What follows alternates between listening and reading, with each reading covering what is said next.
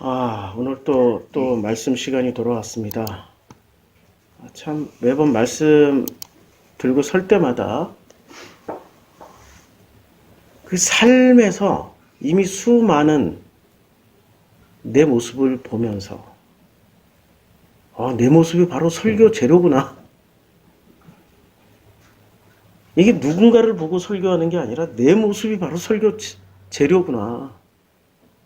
나란 인간의 삶의 진행형이 하나님의 말씀으로 해석되어지는 자리가 지금 여기 앉아서 전하고 있는 이 내용입니다. 어떤 사람은 내가 누군가의 얘기를 한다고 하지만 사실은 누군가의 이름을 빌렸을 뿐이고 전부 제 고백이에요. 제가 한때는 최영이 많이 깠잖아요. 최영의 얘기가 아니라 내 이야기예요. 나의 부족함이고 나의 어리석음이고 그런 거죠 뭐. 인간은 가만히 보고 있으면 일종의 알고리즘 가지고 움직인다라는 거 아셔요? 알고리즘. 사람 얼굴도 이렇게 패턴으로 그려놓으면 이 패턴에 속한 얼굴이 한 그룹, 이 패턴에 속한 그룹이 한 그룹, 저 패턴도 한 그룹. 가만히 보면 비슷한 얼굴들이 문득문득 만나요. 길 가다 만나고 전철화선에서 만나고. 인간의 성격 되게 다양할 것처럼 보이지만 패턴 안에 넣어놓으면 그게 알고리즘이란 말이에요. 이렇게 부류부류 형성이 되더라고요. 알고리즘이 아니라고요? 이미 우리나라에서 코로나19 동선 숨기고 확진자가 동선도 숨기고 거짓말을 해도 다 잡아내잖아요. 뭐로 잡아낼까요? 여러 가지 기능들이 있을 텐데 그 중에 대표적인 기능이 안면 인식 프로그램입니다. CCTV에 어디서든지 한번 딱 찍히잖아요? 그러면 그 얼굴 하나 가지고 그 사람을 찾아낼 수 있어요. 우리나라보다 이건 중국이 훨씬 더 발달했어요. 거의 15억에 가까운 인구 얼굴 데이터를 다 넣어놓으니까 이제는 중국에서는 처음엔 카드 쓰다가 그 다음 휴대폰으로 결제하죠. 휴대폰만 되면 다 결제가 돼요. 이제는 휴대폰으로 결제도 안 해. 얼굴로 결제해. 편의점 가서 우리는 카드 내잖아요. 중국에서는 이미 실행하고 있어요. 얼굴 딱 대면 스캐너가 내 얼굴을 탁 인식하는 순간 내 신용 계좌에서 돈이 쫙 빠져나가. 그만큼 정확한 얼굴 알고리즘이 만들어졌다는 거예요. 그리고 이른바 빅데이터, 이른바 알고리즘. 인간은 몇 가지 패턴의 알고리즘을 가지고 있어요.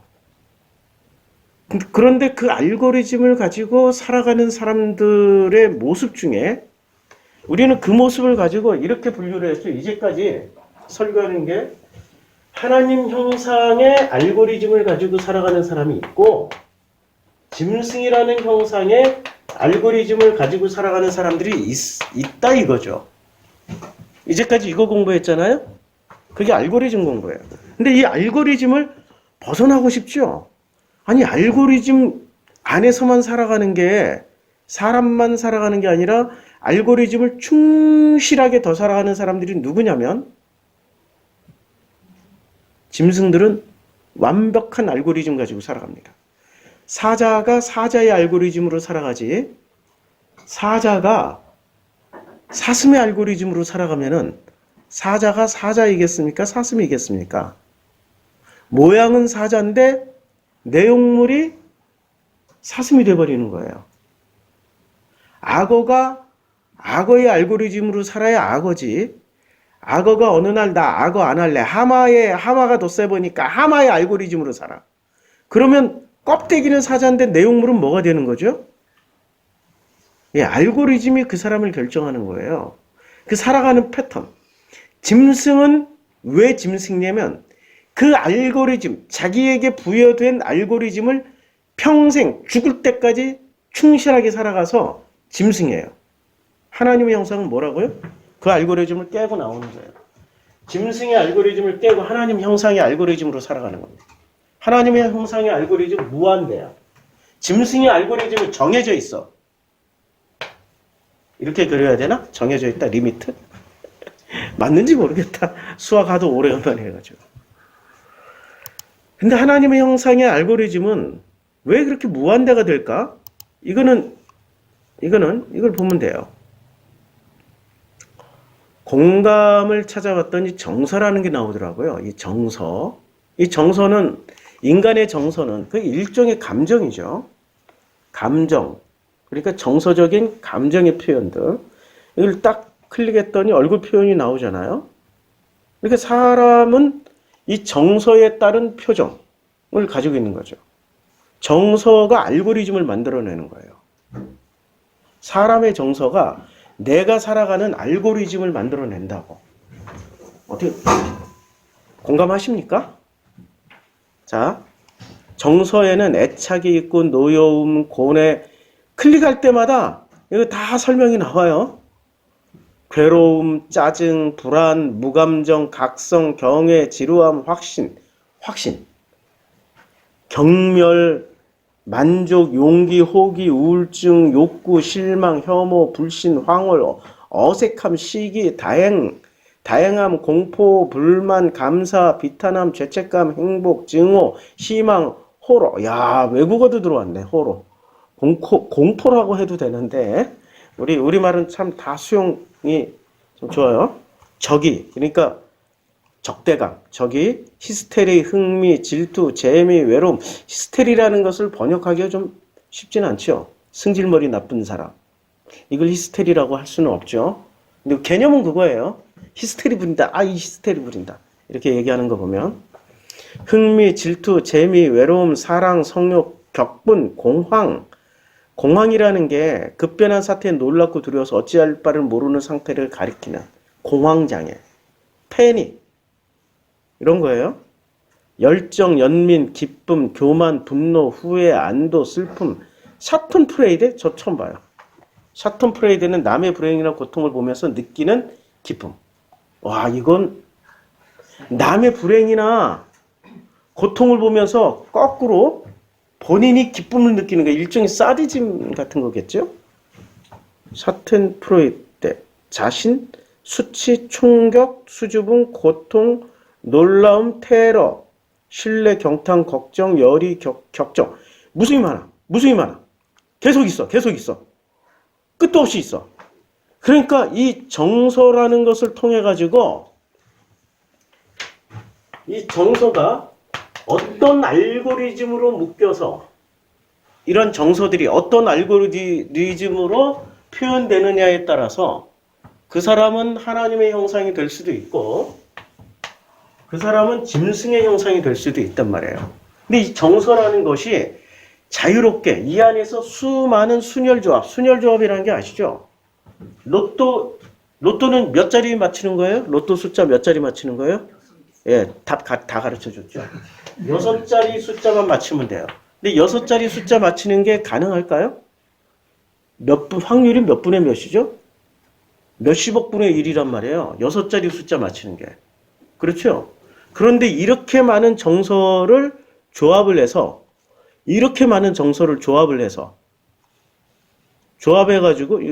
조합해서 우리의 감정이라는 것을 표현한다면은 로또 숫자 맞히기보다 훨씬 더 어렵다는 거예요.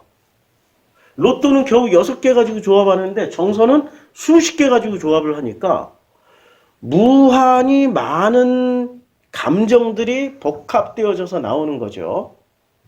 그런데 그 감정들을 우리가 일일이 다 감지를 할 수가 없어요. 이건 평생 배우다 다 몰라. 이 엄청난 알고리즘을 이 정서라는 이 수십 개의 정서가 순혈조합이 계속 되면서 표현이 된다면 이 사람은 정상. 맞죠? 무한대의 표현이 가능하겠죠? 로또 숫자 조합하는 것처럼 무수히 많은 기쁨과 슬픔이 만나서 표현되는 감정. 정서. 슬픔과 우울이 만나서 표현되는 이 두 개가 아니라 심지어는 기쁨, 슬픔, 행복, 분노, 두려움이 조합이 돼서 만들어지는 이 정서. 그거 어떻게 표현하겠어요? 그런데 이 정서는 표현이 되려면 문이 열려 있어야 돼요. 이렇게. 문이 열려 있으면 무한대로 자유롭게 표현할 수 있어요. 하나님이 원하시는 거 무한대로 자유롭게 표현하는 걸 원하실까요? 언제나 기쁘고 행복하고 아름답고 우아하고 멋지고 선한 것만 표현하기를 원하시나요? 예? 언제나 멋지고 아름답고 선하고 정직하고 도덕적이고 윤리적이고 훌륭한 것만 표현하기를 원한다면은 그 사람은 선악지식인이에요. 짐승 형상이라고. 짐승은 왜 짐승이라고 그랬죠? 물어볼게요. 짐승은 왜 짐승이에요? 졸지 마시고. 졸지 마시고. 왜 짐승이에요? 선악지식을 먹고 선악지식인으로 살아가는 순간부터 뭐가 된다고 그랬어요? 짐승이라고. 선악 판단을 한다고. 뱀이 하와를 꼬실 때 꼬셔서 결론으로 뭐를 넣어줬어요? 선악지식을 넣어줬죠? 누군가가 와서 간교하게 뱀처럼 야, 저 사람은 저러지 않아? 저 사람은 저러지 않아? 이 사람은 이렇고 저 사람은 저렇고 자, 이렇게 얘기하기 시작하면은 그게 누구라고요? 하나님의 천사예요? 뱀이에요? 그게 뱀이라고. 근데 우리는 자기도 모르게 그 말이 솔깃하게 넘어가. 왜냐면 내 구조가 하나님의 형상이라고 했기보다는 선악지식인에 가까우니까. 아직도 짐승에 가까우니까 그 말이 홀라당 넘어가. 넘어가지 말아야지. 하나님의 형상은 그런 사람들을 치근하게 보고 있다가 하나님의 은혜로 다 덮어줬어. 그런 말 해봐야 소용없어. 라고 해주면 그 사람들이 힘을 잃어요. 말을 못한다고. 자, 정서는 열려있을 때 무한대로 발휘될 수 있어요. 그렇죠? 그런데 이 정서는 닫히잖아요? 이렇게 딱 문을 걸어 잠그는 순간부터 정서는 이 안에서 구분이 돼요. 분노, 기쁨, 행복, 결합이 안 돼. 분노하고 화가 나지만 그러나 이 또한 하나님의 은혜구나라고 생각하면 감사함과 기쁨으로 결합이 돼서 무한대의 감정으로 나가는데 무한대의 정서로 발휘가 되는데 구분을 한다고 이 정서 자체를. 분노는 분노야. 화가 나는 거 화가 나는 거야. 더럽게 기분 나쁜 건 기분 나쁜 거야 그냥. 하나님의 은혜랑 결합을 못 시킨다고. 분리를 해. 이 분리하는 사람들의 이름을 뭐라고 그랬어요? 성경에서 바리새야. 바리새가 돼. 분리하는 순간. 이 바리새는 짐승 형상이 대표야 그러니까. 분리해서 자꾸 사람들을 분리수거하려고 그래. 저거는 분명히 하나님의 사람이 아니야. 분리수거해야 돼. 어떻게? 십자가에 못 박아서 죽여야 돼. 왜? 안식일을 안 지켰잖아. 이런 식으로. 계속 분리수거를 해요. 이 사람들은. 그래서 나중에 보면 누구만 남아요? 바리새만 남고 바리새 외의 사람은 다 죽여. 다 분리수거 쓰레기통에 다 집어넣어 버려. 이 사람들의 특징이야. 그런 사람 옆에 있으면 정서가 열리겠어요? 닫히겠어요? 닫혀요. 분리가 된다고. 그래서 이 사람들이 분리된 정서를 이렇게 표현해. 성경에서. 야, 벽돌 쌓지 마. 이렇게. 벽돌 딱 규격품으로 착착 결합되어 있지만 뭐 이 벽돌은 결합되어 있지만 낱낱이 분리되어 있다고. 그렇죠? 그 사람들의 마음 상태는 이렇게 규격품인 벽돌로 하나가 된 것처럼 보이지만 분리가 되어 있다고. 이게 짐승들의 마음 상태를 보여주는 거예요. 그래서 이걸 깨기 위해서 누가 오셨어요? 예수님이 오셨다고. 예수께서 오셨어. 예수님이 오셨어. 예수님이 오셔서 여러 가지 말씀을 하셨는데 예수님이 오셔서 하신 말씀 중에 결정적인 말씀이 이거예요. 내가 곧 생명의 떡이다. 이 말씀이 뭐죠? 생명의 떡이? 자, 창세기 1장 29절. 이제 드디어 1장 29절 나갑니다. 이제 짐승, 하나님의 형상, 이제는 시리즈 조금 쉬었다가 하게 너무 많이 하니까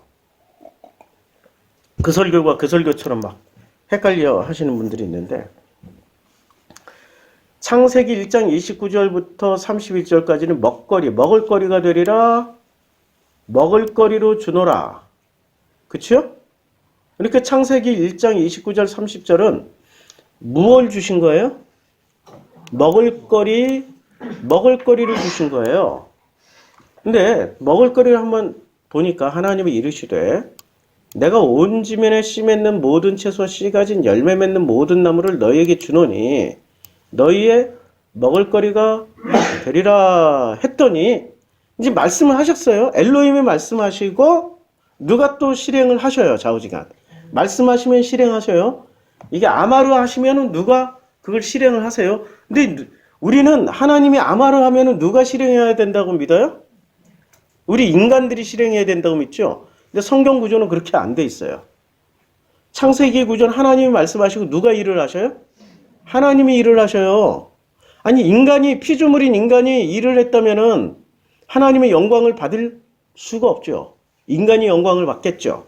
그러니까 하나님이 말씀하시고 하나님이 일을 했으니까 모든 영광은 그냥 하나님이 거야. 우리가 굳이 영광 돌려드리려고 주구장창 노력 안 해도 돼. 아유, 좀 힘들어서 앉아서 하겠습니다.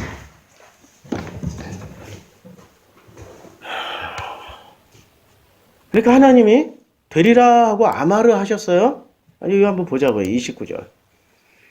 29절에 아마르 엘로힘 하고 나오죠. 아마르 엘로힘 이렇게 나와요. 그러니까 아마르 엘로힘 하고 나오니까 아마르 했으니까 누가 일을 해요? 하나님의 아마르 엘로힘 했는데 엘로힘이 또 일을 하셔요. 이제 맞죠? 이제 확인하셨어요? 그랬더니 30절에 아마르 하시니까 30절에 또 땅의 모든 짐승과 하늘의 모든 새와 생명이 있어 땅에 기는 모든 것에는 내가가 누구예요? 엘로힘이죠. 엘로힘께서 내가 모든 풀을 먹을거리로 주노라. 엘로힘이 아마르 하시고 엘로힘이 주셨어요. 주노라 라고 말씀하시니까 그대로 돼버렸어요. 절대 인간이 끼어들 여지가 없어요. 인간이 끼어들어서 뭔가를 하자 하면은 뭐가 될까요? 그게 종교가 돼요. 그 종교의 대표가 그들이 동방으로 옮기다가 신할 편징지를 만나 거기 거류하면서 서로 말하되 벽돌을 만들어 경고히 굽자 하고 이에 벽돌로 돌을 대신하여 역청으로 진흙을 대신하고 또 말하되 성읍과 탑을 건설하여 하늘에 닿게 하여 우리 이름을 내고 온 지면에 흩어짐을 면하자 하였더니 이건 누가 말하고 누가 실행을 해요? 인간이 말하고 인간이 실행하죠. 그러니까 이런 거를 종교라고 하는 거예요. 하나님 볼륨 좀 죽여주세요. 하나님이 말씀하시고 하나님이 실행하는 거예요. 성경은 하나님이 말씀하시고 하나님이 실행하는 거예요. 인간이 말하고 인간이 실행하는 건 종교예요. 이제 하나 구분하셨네. 그리고 11장 3절로 한번 건너가 볼게요.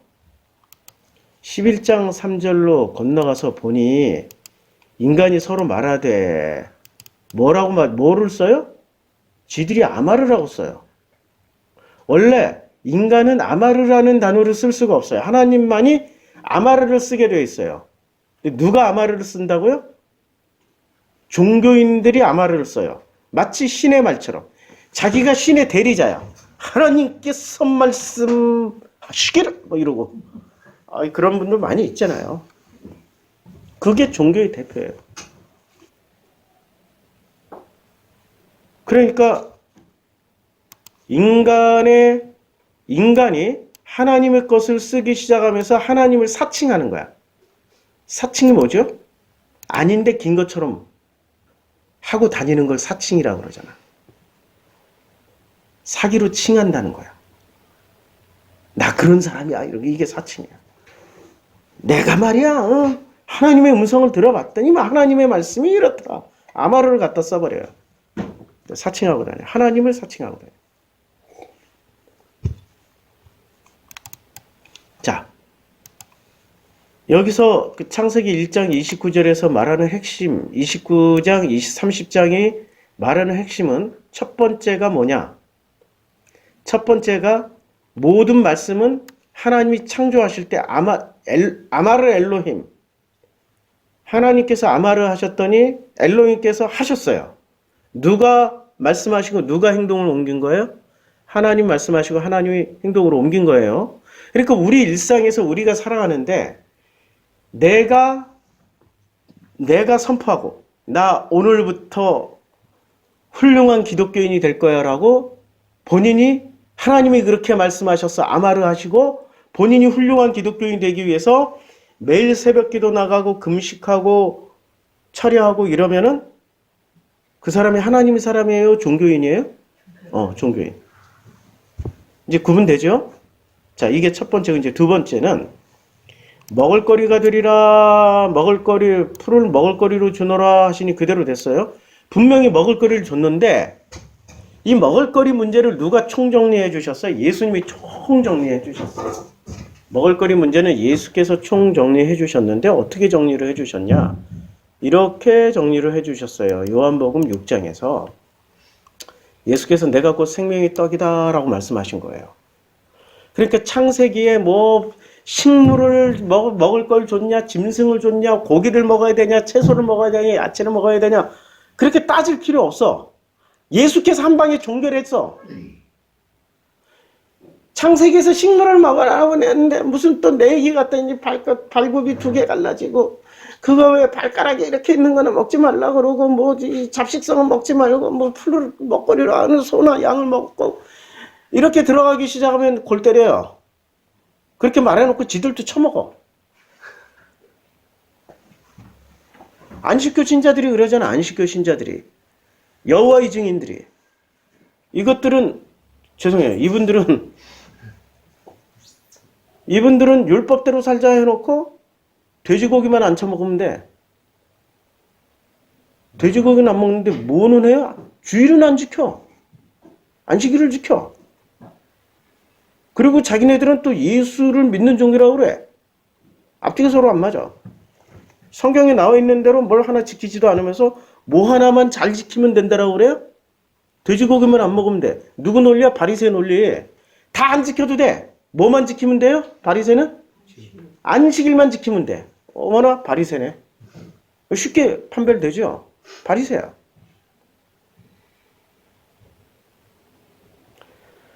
먹거리 문제는 예수께서 종교를 지어줬어요.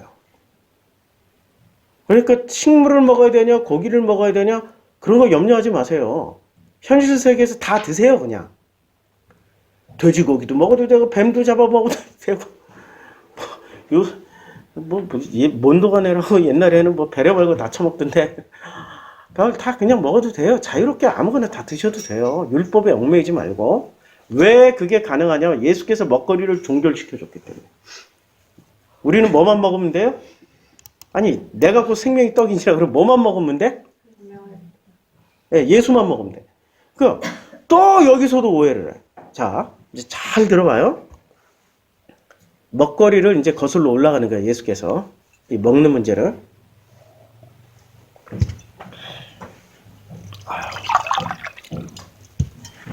계속 막 목이 타네. 너희 조상들이 누구였죠?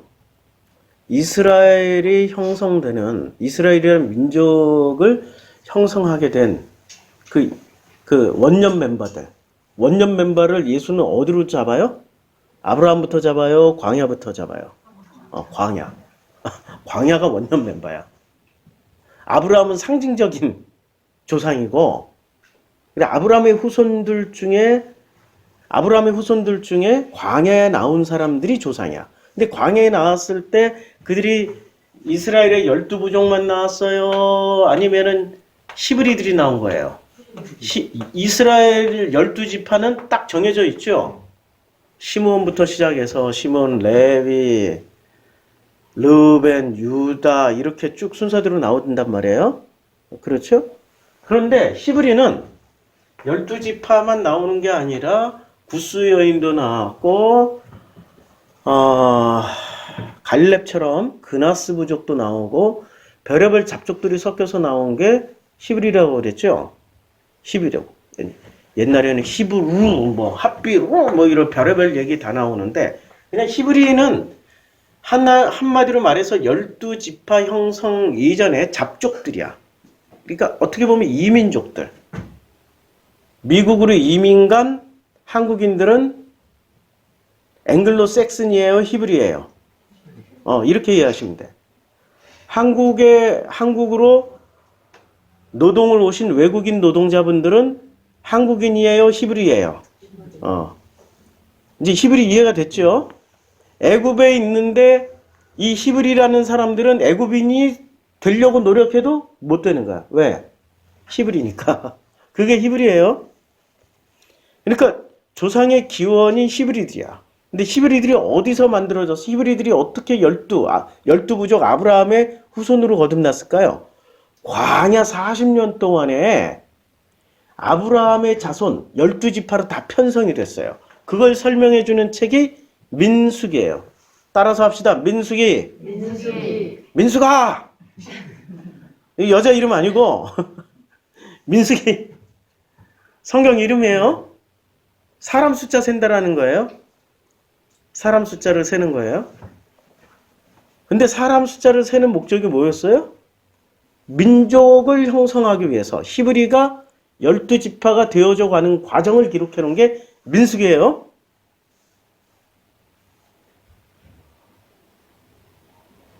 학자들은 나처럼 얘기 안 해. 근데 내가 아무리 읽어봐도 민수기는 히브리가 어떻게 아브라함의 자손으로 거듭나는지를 철저하게 기록하는 책이 민수기더라고요. 그러니까 목사님 다른 학자들이 이렇게 얘기 안 했는데요. 예, 맞습니다. 그분들은 그렇게 말씀하셨어요. 그분 책 많이 읽으시고 그 길로 가시면 돼요. 절대 나한테 와서 따지지 마세요.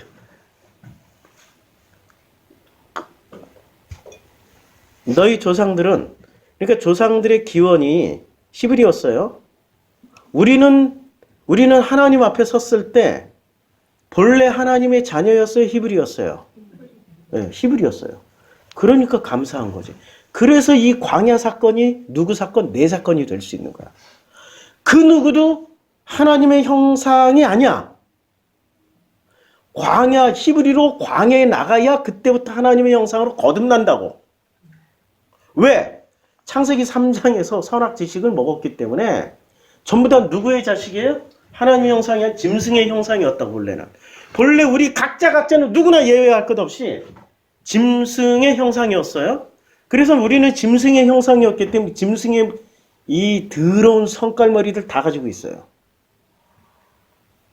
그 중에 하나가 분노 조절 장치가 안 되거나 우울증에 빠지거나 이런 거 다. 근데 하나님은 그걸 다 덮으셨다고. 이 벽돌을 다 덮으셨어. 덮어가지고 어떻게 했어? 이걸 샥 다 터버렸어. 텄더니 우리의 그 정서가, 우리의 감정들이 텄고 여기 싹 트고 여기 문까지 열어주니까 어떻게 돼요? 무한대로 표현되면서 우리는 하나님의 형상의 정서를 가지면서 살게 되는 거예요. 우리는 고난은 나빠, 고통은 싫어, 아픔은 괴로워, 이런 도식을 가지고 있죠. 이런 알고리즘이 있잖아요. 그런데 고난도 아픔도 힘든 것도 죽을 만치 괴로운 것도 이 모든 게 하나님의 섬기심이구나. 할렐루야. 아멘 하는 순간부터 우리는 무한대로 나간다고. 분리를 안 한다고. 그치요? 분리주의자들은 기쁨만, 행복만, 감사만 누리려고 그런다고. 아니야.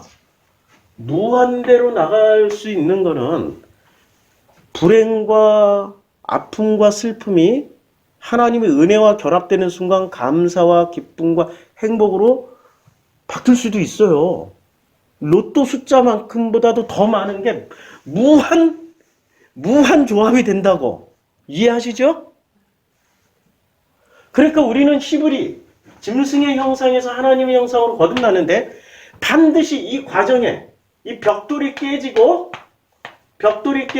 내가 닫혔던 문이, 이렇게 닫혔던 문이 확 열리게 되는 과정을 어디서 살아야 되는 거예요? 광야 40년을 통해서 배운다고. 너희 조상들은 광야에서 만나를 먹었어도 죽었거니와. 죽었다라는 말은 만나를 먹으면서도 하나님의 그 깊은 뜻을 알지 못했다는 얘기야. 그러니까 진짜 만나가 내려와야 되는 거야. 그쵸?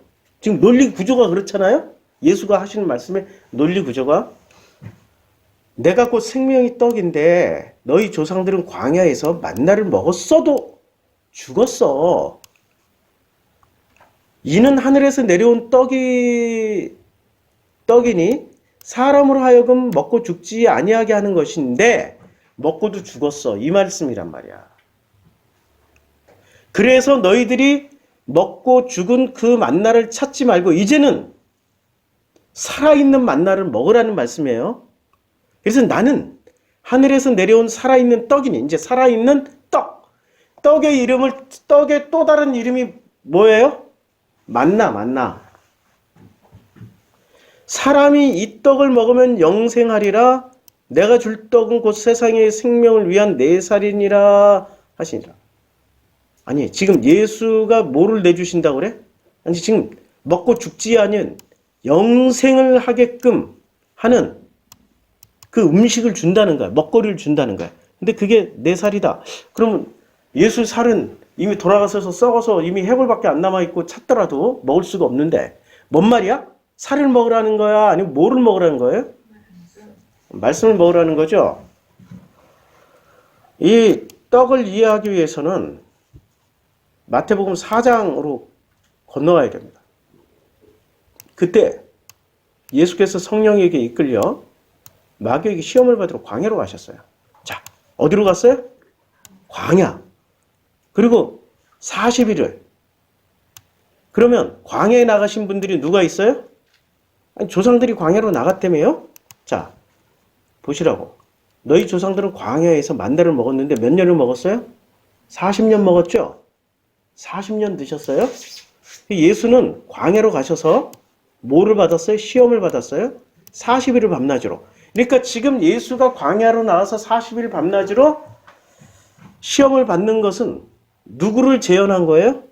자기들의 예수가 말하는 너희들의 조상을 재현한 거야. 히브리들을 재현한 거라고. 그럼 히브리들은 40년 동안 만나를 먹으면서 무엇을 당했던 거예요? 시험을 당했다니까. 시험을 받았다니까. 근데 만나를 먹고도 죽은 사람들은 왜 죽었어요? 시험을 통과한 사람들은 죽었어요? 살았어요? 시험 통과하지 못한 사람들이 죽었다는 얘기야. 어디서 시험을 통과하지 못했어요? 가데스 바네아 사건 때문에. 가데스 바네아에서 무슨 사건이 있었어요? 정탐꾼이 가가지고 이 성경이 다시 이걸로 한번 찾아볼게요. 민수기 18장인가 23장인가 가데스 바네아에서. 나도 갑자기 헷갈려. 13장 14장이다.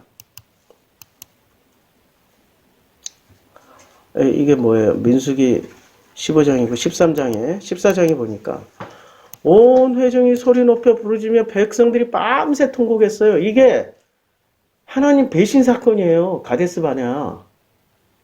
이렇게 시험을 통과를 못하고 하나님 배신한 거야.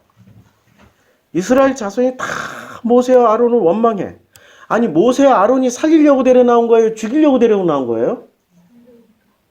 그런데 세상에 12명의 정탐꾼 중에 다수인 10명이 얘기하니까 어떻게 홀라당 바뀌어요?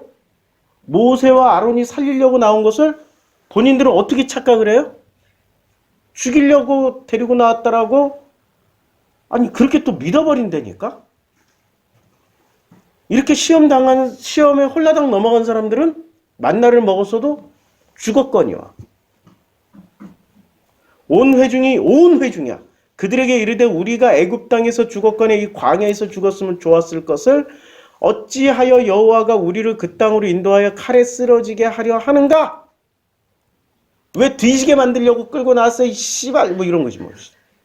아니 씨발이라는 표현은 정말 죄송한 말인데 이건 정말 약해요. 지금 이 사람들의 표현에 따르면은 너무 약한 표현이야. 이 사람들은 그것을 모아가지고 분위기를 쳐가지고 이러고 있는 중이란 말이야 지금.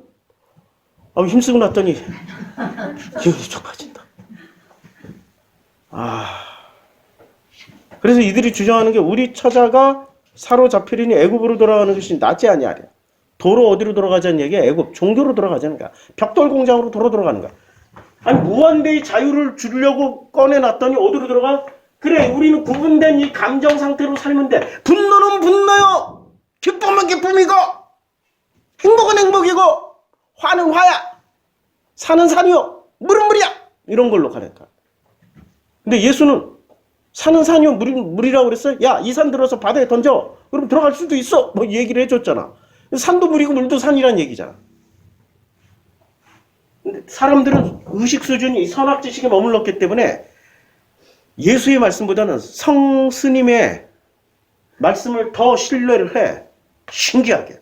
왜냐? 자기 구조가 선악 구조니까 요 지식을 절대 안 넣어. 이거 벽돌도 안 깨고 밖으로 안 나와. 문도 안 열어. 문 열어야 돼요. 이에 서로 말하되 우리가 한 지휘관을 세우고 애굽으로 돌아가자라고 했을 때 그 땅을 정탐한 자 중 눈의 아들 여호수아와 여분네 아들 갈렙이 자기들의 옷을 찢으면서 뭐 이래저래 얘기를 했죠. 그리고 여호와를 거역하지 말자.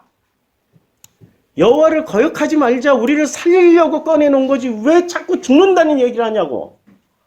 우리 프로시쿠마의 교회까지 올 정도면 우리 성도님들이 아름답고 순하고 예쁘게 신앙생활해서 왔을까요? 나를 보면 알아. 딴 사람 얘기가 아니고 나를 보면 알아. 나를 보면 알아. 내가 상처와 결핍이 진짜 많은 사람이라 일단 아버지의 권위를 내가 인정하지 못했어. 아버지가 그렇게 싫었어. 왜? 아버지는 내 어린 시절 내내 어머니를 두들겨 팼어. 내 기억은 나는 이미 어린 시절부터 UFC가 뭔지는 몰랐는데 종합격투기를 어렸을 때부터 보고 살았어. 우리 엄마는 체격도 작고 힘도 약하고 아버지는 축구선수 출신이었으니까 힘도 세고 맨날 일방적으로 얻어맞아. 엄마는 판다처럼 이렇게 날마다 시프리댕댕 그리고 계란으로 날마다 문지르고 있어. 어느 날 그 계란이 맛있어 보여서 턱 깼더니 시커먼 게 들어가 있어 계란 안에. 이게 삼투압이 그래서 뭔지를 알게 됐어. 삼투압으로 멍이 계란으로 들어가더라고요.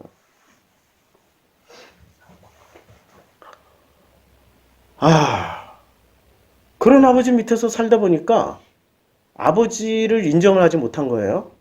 그런 사람, 나 같은 사람은 어딜 가나 윗사람의 권위를 인정하지 못해. 그래서 나는 윗사람하고 친한 사람이 거의 없어요. 내 또래거나 내 아래 동생들에게는 무지하게 관대해. 윗사람에게는 언제나 각을 세워. 그리고 반드시 윗사람의 흠과 결을 찾아가지고 응징을 해야 돼. 그게 바로 내 어렸을 때 상황이었어요. 나이 40까지. 이렇게 건너온 게 기적이라니까요. 이제 내 위의 권위를 인정을 해. 나보다 센 놈, 아이고. 제발 나만 건드리지 말고 이렇게 피해가 주세요. 옛날에는 이렇게 하라고 네가 나보다 세? 한번 해볼까? 이러고 작심하고 덤비고 그랬어요. 나는 그게 정인 줄 알았어. 그게 공인 줄 알았어. 그래서 내가 운동권도 되고 운동권 되니까 전부 다 권위에 도전한. 그분들 매도하는 건 아니고 내가 그랬다는 거예요. 세상은 두 개의 바퀴로 굴러가니까 선악지식으로 굴러가잖아요. 두 개의 바퀴로. 세상 사람들은 운동권도 있고 보수주의자도 있고 그래야 돼요. 선악지식으로 굴러가야지.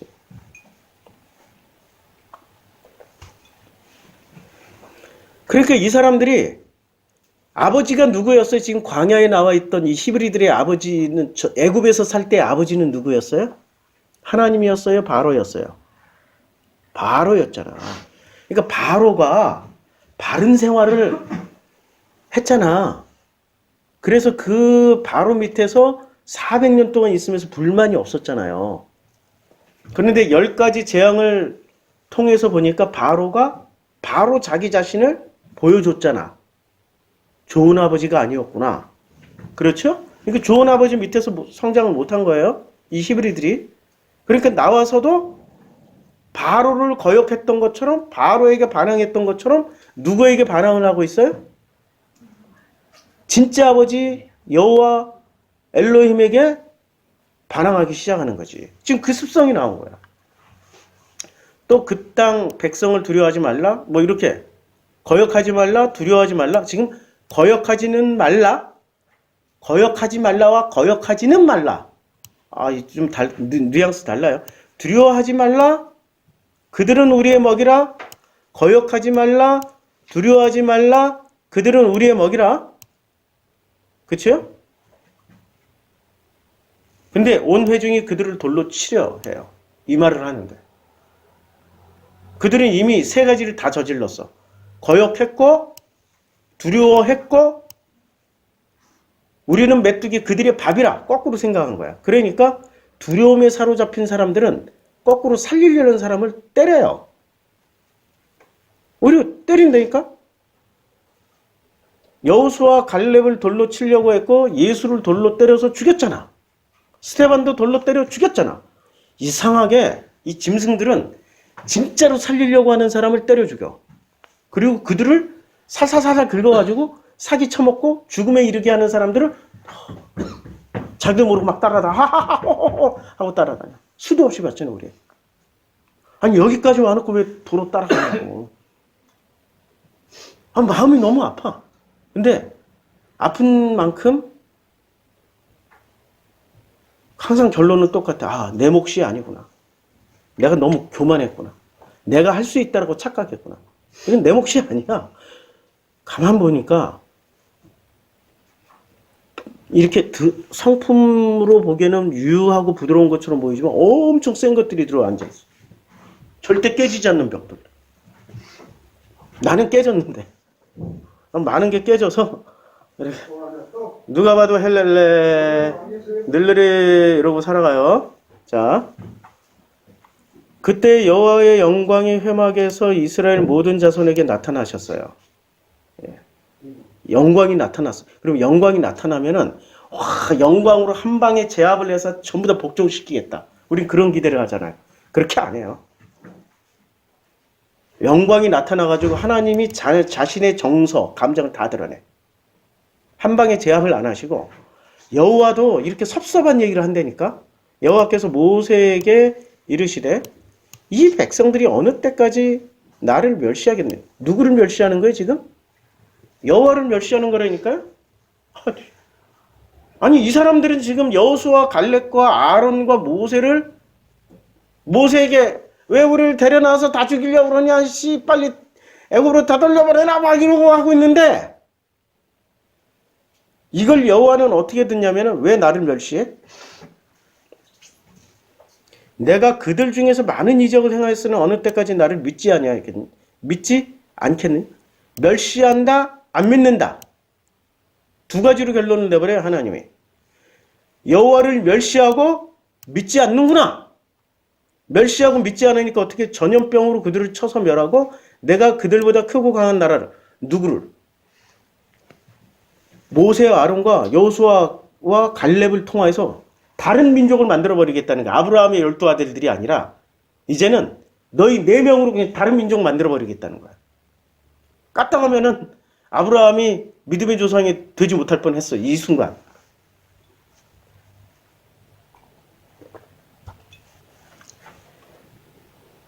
그러니까 이 사건이 있고 나니까 이게 바로 시험을 받는 거예요. 이제 시험 내용이 어떻게 굉장히 치열하죠? 엄청 치열한 거예요. 지금 이 시험의 과정이 적당히 널널한 시험이 아니었던 거죠. 굉장히 치열한 시험을 받았던 거예요. 그리고 그들은 그 시험에 대부분 다 걸려 넘어졌어. 그래서 예수께서 이 말씀을 하실 수 있었던 거야. 예수께서 너희의 조상들은 광야에서 만나를 먹었어도 죽었거니와 라고 얘기를 할 수 있는 거예요. 근데 이 만나의 정치가 뭐냐? 시험하는 자가. 그리고 누가 시험을 냈어요? 사탄. 근데 지난번 욥기를 보니까 사탄이 하나님 아들들하고 섞여 있기도 하고 히브리서에서는 또 누가 시험했다고 그랬어요? 사탄이 시험을 해요? 하나님이 시험해요? 하나님이 시험했다고 그래요. 그러니까 신약 성경은 정말 놀랍게도 사탄과 하나님의 경계선을 살짝 없애버렸어요. 왜냐하면 짐승이 믿고 있는 신은 뭐예요? 그냥 사탄, 이원론으로 생각하고 사탄. 하나님의 형상이 믿고 있는 신은 하나님이겠죠? 엘로힘이겠죠? 근데 짐승의 엘로힘을 보면은 엘로힘이 신으로 보여요? 사탄으로 보여요? 사탄. 그리고 하나님의 형상이 하나님의 형상이 믿고 있는 엘로힘을 믿고 있는 사람들은 짐승의 형상들이 믿고 있는 신을 볼 때 뭐로 보여요? 사탄. 경계선이 애매모호해지죠? 이런 논리라니까 지금. 이해하셔야 돼요? 시험하는 자가 예수께 나와서 이르되 내가 만일 하나님의 아들이거든 명하여 돌들로 떡덩이가 되게 하라라고 했더니 예수께서 뭐라고 말씀하시냐면 신명기 말씀을 이용하십니다. 사람이 떡으로만 살 것이 아니요 하나님의 입으로부터 나오는 모든 말씀으로 살 것이다 라고 했어요. 사람이 떡이 뭐죠? 먹는 음식, 먹거리만 가지고 사는 게 아니라 뭐를 먹고 살아야 되는 거예요? 예, 우리의 마음은 지금 이게 마음 얘기하는 거야. 우리 이 갇혀있는 마음이 요 갇혀있을 때는 뭐를 먹고 살아요? 여기에 있는 자기의 감정에 충실해서 감정, 이 기분, 정서 이런 거 먹고 살아. 분노가 일어나면 분노가 이 지배적이야. 앵그리야. 이 사람이 성장 과정에서 이 사람에게 앵그리가 이만큼 차 있어. 절반이. 그럼 툭 하면 뭐가 나와? 아무리 여기에 좋은 정서가 갖춰져 있다 하더라도 뭐를 통과해서 나와야 돼? 분노를 통해서. 야! 말할 때 좋게 말해. 야! 이러고 그냥 분노가 앵그리버드라고 그러지. 그런 사람들을 만나면 자기도 모르게 자기 같이 앵그리가 돼. 하고 막 힘들어. 에너지 쓰고 나면 진짜 인생에서 이제는 안 만나고 싶어. 이런 앵그리들이 있으면은 앵그리구나 하고 이렇게 돌아서야 되는데 내가 목사다 보니까 자꾸 품어. 나도 어렸을 때 저렇게 살았기 때문에 저런 체험을 했기 때문에 측은하고 불쌍하고 안타까워서 자꾸 품어. 품다 보면 꼭 뒤통수 맞아. 자, 요런 이 정서가 사실은 골고루 7빛깔 무지개로 딱 골고루 섞어놓고 하나님이 만들어 놨다고. 그런데 성장 과정에서 어떤 정서가 지배적인 정서가 돼버리면 그 정서라는 필터를 어떤 사람은 이렇게 빈정거림, 노란색. 그래서 그랬지. 여러 가지로 나온다고. 정서 우리 사람들 만나보면 여러 가지로 나오잖아. 어떤 게 내 지배적인 정서인지 빨리 알아가는 게 그게 자기 객관화예요. 근데 자기 객관의 최고는 이게 빨리 무너져야 돼. 샥! 문 열면 끝. 샥! 문 열면 끝. 그런데 이 정서들은 뭐를 먹고 살아요? 양식 그러니까 밥 먹고 살아요? 아니면 자기의 논리를 먹고 살아요? 논리, 이 성장 과정에서 지배적인, 이 형성된 이 지배적인 논리를 먹고 산다고. 앵그리는 앵그리 논리를 먹고 산다고요. 아니, 이 마음은 놀랍게도 밥을 먹고 사는 게 아니라 논리를 먹고 산다고. 이 마음은, 우리의 정서는 어떤 논리가 지배적이냐? 선악지식의 논리로 사느냐? 아니면 하나님의 은혜로 사느냐? 딱 두 가지밖에 없어. 지금 예수가 말씀하신 내용이 그거라고. 야, 사람이 밥으로만 먹고 사는 게 아니고 하나님의 입으로부터 나오는 모든 말씀으로 사는 게 맞아 라고 말씀하셨어요. 맞죠? 이게 절대 진리예요. 절대 진리고 이거를 확인시켜 주는 게 지금 요한복음 6장 말씀이에요. 왜냐면 이는 하늘에서 내려온 떡이니 사람으로 하여금 먹고 죽지 아니하게 만들어. 아니, 먹고 죽지 아니해? 나는 하늘에서 내려온 살아있는 떡이니 사람이 이 떡을 먹으면 영생하리라. 와, 할렐루야. 할렐루야. 영원히 안 죽고 영생한다고 그랬어요? 근데 잘 보시라고. 창세기 3장에서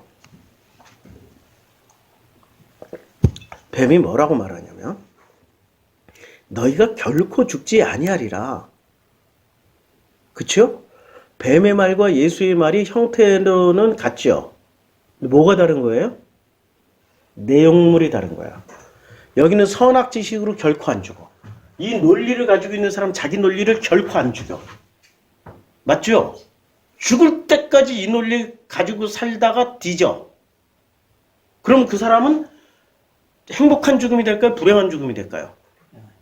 왜냐면 하나님이라고 믿지 않고 뭐라고 믿어요? 사탄이라고 보기 때문에 하나님께로 안 가고 하나님 품으로 안 가. 누구 품으로 가셔, 이분은? 네, 사탄의 품으로 들어가셔. 여기서 구조가 바뀌어야 된다니까. 여기서 이 논리가 깨져야 돼. 자기 논리가 깨져야 돼.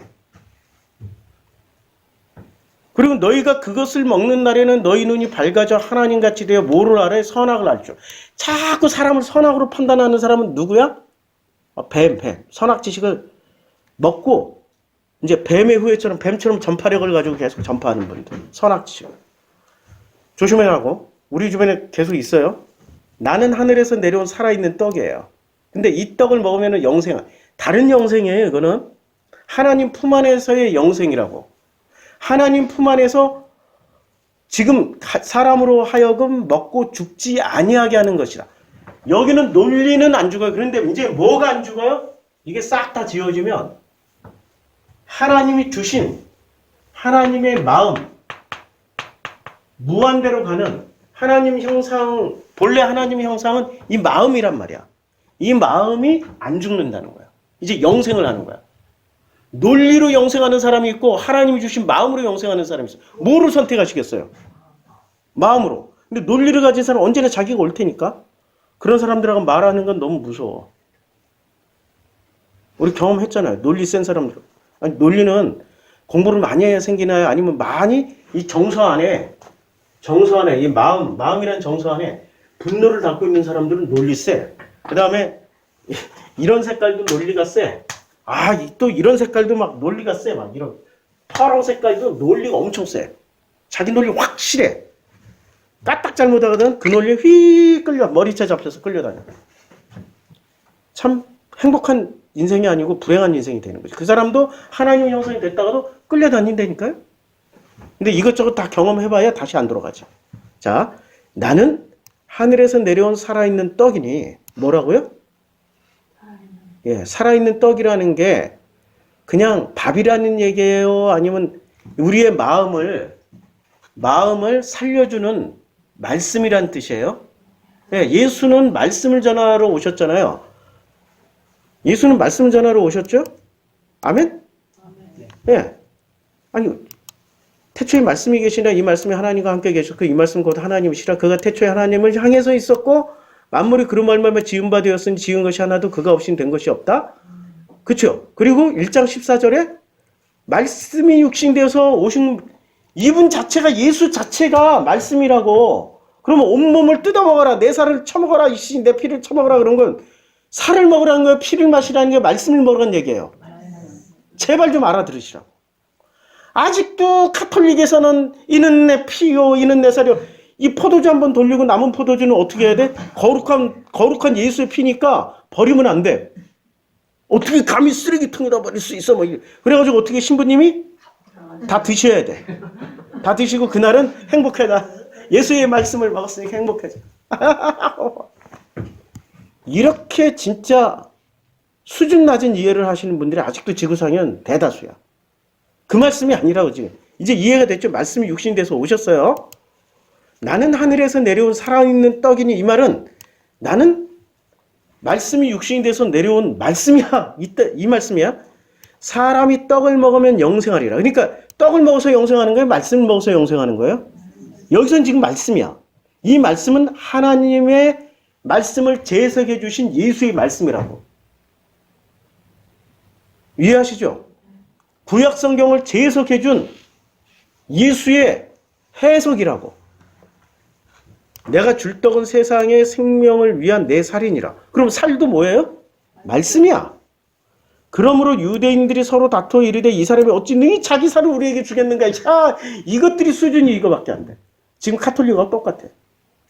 무슨 화채설 뭐 이런 거 있어요. 우리 신앙 논쟁에. 화채설에는 이건 거룩한 포도주니 탁 안수하는 순간 이게 거룩한 예수의 피로 바뀌었어. 그건 버리면 안 돼. 다시 먹어야 돼.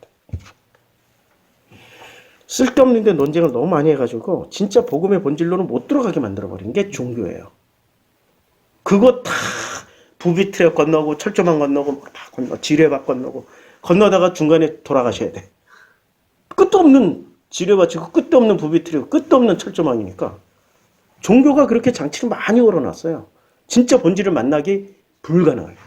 예수께서 이르시되 내가 진실로 진실로 너에게 이르노니 인자의 살이 아니라 말씀을 먹지 아니하고 인자의 피가 아니라 말씀을 마시지 아니하면 너희 속에 뭐가 없어요? 뭐를 먹어야 돼? 말씀을 먹어야 이 마음이 어떻게 돼요? 앵그리 붉은 마음, 이 옐로우의 이 적당히 하는 이 푸른색의 차가운 마음이 샥 다 녹아 없어지는 거야. 이 말씀을 먹어. 우리 그런 체험하고 있잖아요. 프로시코마 교회에서. 체험하신 분. 한 명이라도 들어야 힘이 나는데. 아니, 새로 오신 분이 손드네, 세상에. 한 명이라도 있으니까 감사합니다. 우리 체험하고 살잖아. 이 말씀 때문에 내 마음이 바뀌고 벽돌이 허물어지고 이 마음 문이 열려서 지금 이 자리에 와서 앉아 있는 거잖아요. 맞죠? 그게 은혜라고. 그게 잘 가고 있는 거라고. 왜 내 속에 분노가 이렇게 많이 나? 화가 많이 나? 그게 잘 가고 있는 거라니까. 그런 마음이 일어날 때 하나님의 말씀이 결합이 되면은 감사하구나. 분노가 일어나도 분노하면서도 감사 안 해. 이게 알 수 없는 로또 복합이 막 일어난다니까. 수 없는 조합들이 일어나고 있어요. 저도 슬프고 힘들지만 감사합니다가 속에서부터 감사합니다. 이게 올라와. 고맙습니다. 이게 올라온다니까. 이 마음속에서부터 그게 터져 나온다고. 이 모든 과정이 하나님의 섬기심이구나. 하나고 터져 나와요. 그러니까 나는 광야에서 잘 만들어져서 히브리에서 12지파의 어느 부족이 지금 들어가 있는 거야. 할렐루야. 근데 나는 내가 봐도 레위 부족이 들어가 있는 것 같아. 그러니까 이렇게 말씀 전하고 있지.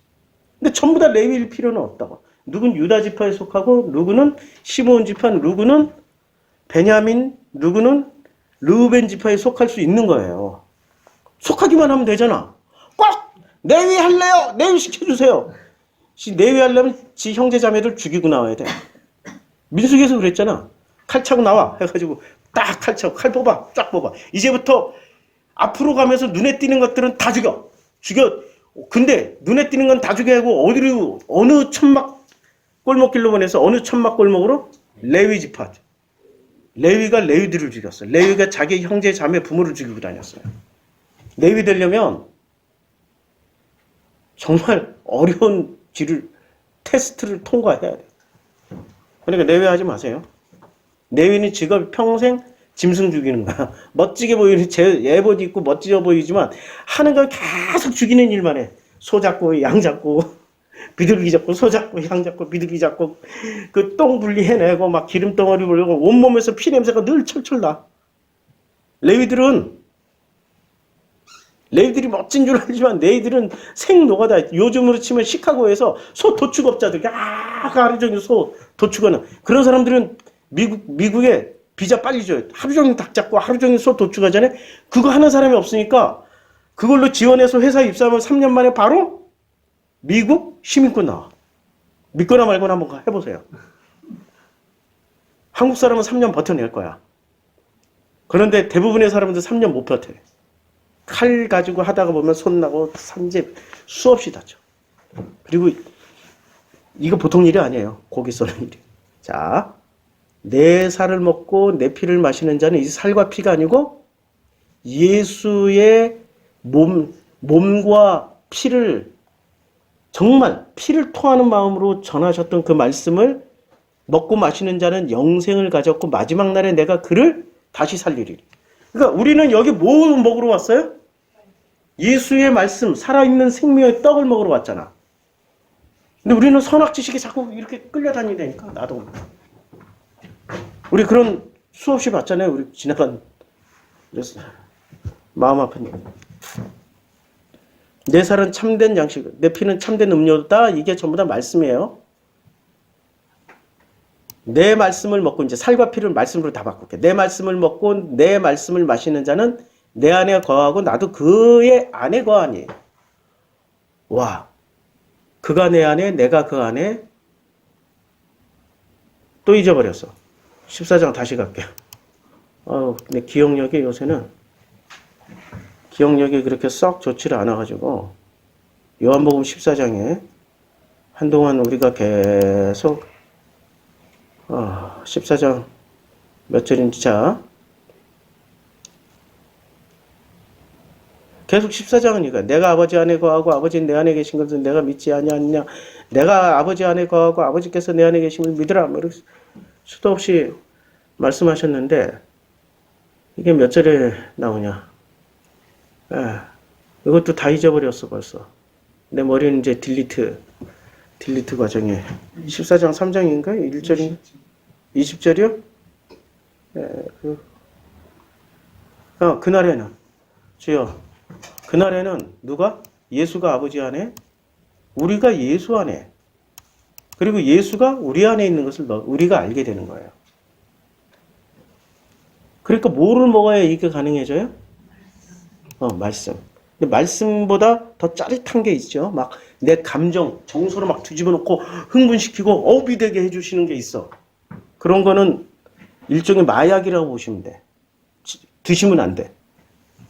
살아계신 아버지께서 나를 보내시면 내가 아버지로 말미암아 사는 것 같이 내가 예수께서 아버지로 말미암아 사는 것 같이 나를 먹는 그러니까 말씀을 먹는 예수의 말씀을 먹는 그 사람도 나로 말미암아 살리라. 할렐루야.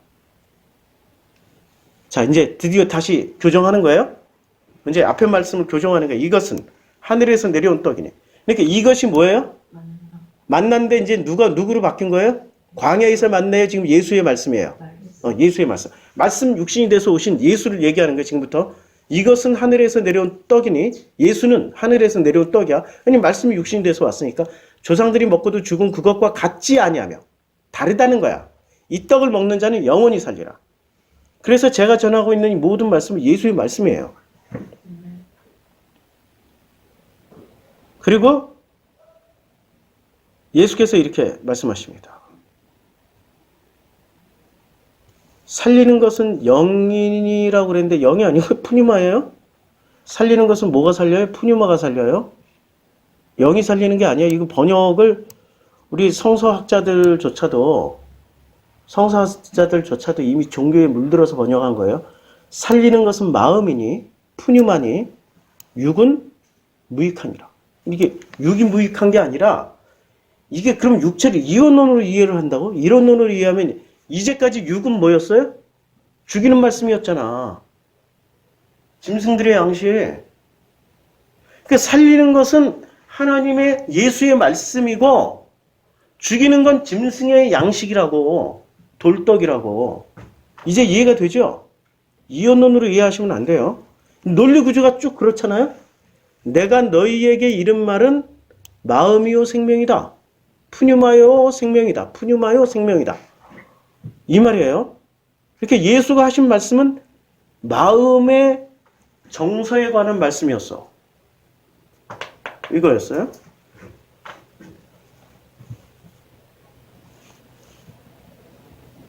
그리고 제자들이 이해했을까? 시몬 베드로가 대답하되 주여 영생의 말씀이 주께 있사오니 우리가 누구래가 우리가 뭐 이해는 한 것처럼 보여. 이해했어요? 아니야. 바로 그 다음 장에서 배신해. 6장인데 7장에 가서 예수를 떠나 예루살렘 먼저 가버렸어. 예수의 동생이 보시고 뭐라고 그러냐면 예수께 이르되 당신이 행하는 일을 제자들도 보게 여기를 떠나 유대로 가소서. 이는 그 형제들까지도 예수를 믿지 않아요. 아니 뭐 수시로 안 믿어. 수시로 아무도 안 믿어. 이해를 못하는 거야 지금 이 사람들은. 예수의 말씀 자체를 이해를 할 수가 없어. 왜? 마음판이 안 바뀌었기. 마음이 청결해져. 그러니까 이건 자기 벽돌을 가득히 이렇게 쌓아놓고 있으면 이걸 자기의 논리를 가지고 있는 이상 이게 너무 자랑스러워. 버리기 싫어. 청결해지기도 싫고 가난해지기도 싫어. 자기의 논리를 가지고 있는 이상. 논리는 언제나 뭐가 지배적이면 논리가 생긴다고요? 어떤 감정이 지배적이면 그 감정이 논리를 가지게 된다고. 이렇게. 이해하시죠? 이걸 어떻게 하라고 예수는? 야, 심령이 가난해지고 마음이 청결해져 봐. 그러면 지금 가난해지고 청결해지면 지금 예수가 하신 말씀이 내가 너에게 들어가서 나는 너와 더불어 먹고 너는 나와 더불어 함께 먹고 살릴 거야. 그리고 내 하나님 안에 우리가 들어가 있는 것처럼 내가 들어가 있는 것처럼 너도 내 안에 있으니 하나님 안에 들어갈 거야. 뭐가 돼야 돼요? 마음이 청결해져야 된다. 마음이 청결해지는 첫 번째가 뭐라고? 내 논리가 내려져야 된다. 자기 논리가. 끝까지 자기 논리를 붙잡고 얘기하는 사람은 무서운 사람. 예수도 이겨먹는 사람. 복음도 이겨먹는 사람.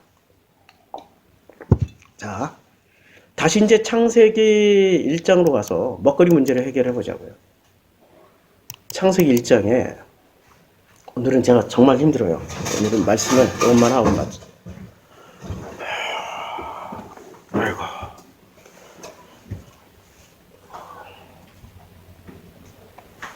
하나님이 이제 말씀하시는 거예요. 아마르 엘로힘 했어요. 내가 온 지면에 씨 맺는 모든 채소와 씨 가진 열매 맺는 모든 나무를 너에게 주노니 너희 먹을 거리가 되리라 라고 했어요. 그러니까 이 모든 지면에 씨 맺는 모든 채소와 씨 가진 열매 맺는 모든 나무를 아마르 엘로힘 하나님이 먹을 거리로 주셨어요. 근데 이 먹을 거리의 대표가 광야에서 만나였는데 그 만나를 먹고도 죽었어요. 그래서 예수가 다시 오셔서 야, 그 만나를 대신해서 나는 살아있는 떡이야. 하늘에서 내려온 떡이야. 내가 제석해 준 말씀을 먹고 살아야 돼. 너무 뜨거우니까 다들 다 줘라. 온도로 좀 28도야 지금. 열대 좀 내려주세요. 우리 최 여사님이 애기 때문에 추운가 봐. 이해를 좀 해주세요. 내려주세요 온도를. 모른다고. 자기가 한 게 아니라고. 그래요. 내가 잘못 말했어요. 또 땅의 모든 짐승과 이제 모든 짐승이에요. 하늘의 모든 새와 여기 좀 달라졌죠. 온 지면에 씨 맺는 채소와 씨 가진 열매 맺는 모든 나무를 아마르 엘로힘 먹을 거리로 줬는데 또 실행하시는 엘로힘께서는 어떻게 하셨냐면 땅의 모든 짐승과 하늘의 모든 새와 생명이 있어 땅에 기는 모든 것에게는 모든 것 내가 모든 풀을 먹을 거리로 주노라 하니 그대로 됐어요. 그쵸? 그러니까 먹을거리가 되리라 먹을거리가 되리라 그대로 줬는데 지금 하나님이 이르시되 내가 온 지면에 씨 맺는 모든 채소와 씨 가진 열매 맺는 모든 나무를 너에게 주는데 이걸 먹는 사람들은 누가 먹어요? 이걸 먹는 사람은 누가 먹어? 먹는 주체가 짐승이에요? 하나님이에요? 하나님의 형상이에요? 하나님의 형상은 이걸 먹어. 그런데 짐승과 하늘에서의 모든 생명이 있어 땅에 기는 모든 것은 먹거리가 달라져요. 뭐를 먹어요? 예, 푸른 풀을 먹을 거리로 줘요. 예. 근데 푸른 풀, 여기서 푸른 풀이라는 게 1장 30절. 1장 30절. 보면, 푸른 풀이라고, 여기에 푸른 풀이라고 나오는 이 예세브가, 어디서 나오냐면, 창세기 3장 18절에서 나와요. 나오죠? 창세기 3장 18절 한번 읽어볼게요. 창세기 3장 18절 여기 3장 18절 이제 아담에게 이르시되 내가 내 아내의 말을 듣고 내가 먹지 말라 한 나무의 열매를 먹었은즉 땅은 너로 말미암아 저주를 받고 너는 내 평생의 수고에 소산을 먹으리라. 그러니까 먹거리를 또 말씀해 주셨어요. 하나님은 이상하게 성경은 자꾸 먹는 문제예요. 전부 다. 그러니까 밥을 같이 먹어야 돼. 밥을 같이 먹으면 돼. 많이 먹으면 돼. 자, 땅이 내게 가시덤불과 엉겅퀴를 낼 것이다. 내가 먹을 것은 뭐를 먹어야 돼? 밭의 채소. 요게 이제 예세브야. 그러니까 창세기 1장에 나오는 푸른 풀이라고. 요게. 푸른 먹거리. 그러면 이걸 먹으려면 어떻게 해야 돼요? 우리는? 아니, 어떻게 해야 되냐면, 과정을 좀 밟아야 돼요. 어떤 과정은? 가시덤불과 엉겅퀴를 내기 때문에 가시덤불과 엉겅퀴를 통해서 먹는. 그럼 가시덤불과 엉겅퀴는 지금 뭐죠? 이 마음 안에 피어나고 있는 그냥 먹는 게 아니야. 이런 것들. 앵그리, 빈정거림, 뭐 이런 빈정거림, 차가움. 이게 다 가시와 엉겅퀴예요. 이해가 되죠? 성경은 이렇게 일맥상통한다니까. 허투이 버리는 말씀이 한 개도 없어. 다 연결돼 있어. 그러니까 하나님의 말씀을 제대로 먹으려면 이게 걷어줘야지 제대로 먹어. 이걸 예수는 뭐라고 표현했어요? 야, 마음이 청결한 자는 복이 있어. 청결해져야 돼. 그 다음에 심령이, 이 마음이 가난해져야 돼. 이렇게 비워줘야 돼. 그리고 문까지 열어야 돼. 일관되게 성경은 말씀하고 있어요. 예수가 와서 이걸 일관되게 설명해 주고 있다. 일관되게. 맞죠? 일관되게 설명해 주는데 사람들이 일관되게 못 알아들어. 와, 기가 막혀. 이 정도로 얘기했으면 귀에 못이 박히도록 알아듣겠다. 근데 하나도 못 알아들어. 그리고 내가 흙이니까, 마음이니까, 마음으로 돌아갈 때까지 죽도록 얼굴에 땀을 흘려야 돼. 이게 우리의 인생에 죽도록, 이건 내 안에 있는 이 감정들, 기분들, 하나님 앞에 내려놓는 일을 하다 가는 거야, 그냥. 내가 마음에서 취함을 입었음이라 너는 마음이니 마음으로 돌아갈 것이다. 엄청 쉽죠? 우리는 마음이니 마음으로 돌아가면 되는 거예요. 할렐루야. 이렇게 쉬운데. 왜 이렇게 어렵게들 가시나? 제발 좀 쉽게 가요. 쉽게 가르쳐 주는데 자꾸 뭔가 복잡한 대단한 것이 있을 것 같은 속지 마세요. 복음은 심플해요. 복음은 간단해. 예수의 말씀 잘 받아 먹으면 돼. 근데 그 예수의 말씀을, 종교는 예수의 말씀을 안 주고 다른 말씀을 주기 때문에 우리의 마음이 영양실조 걸리고 우리 마음이 자꾸 분리주의자가 되고 우리 마음이 자꾸 벽돌 쪼가리가 돼가지고 벽돌에 착착착착 마음의 벽돌만 쌓다가 가. 다 허물어져야 된다고.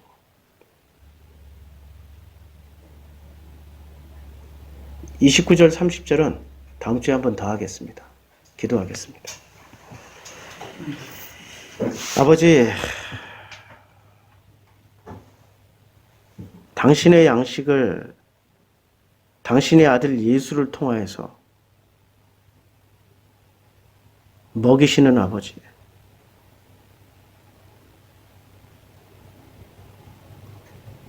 아들을 먹거리로 내주신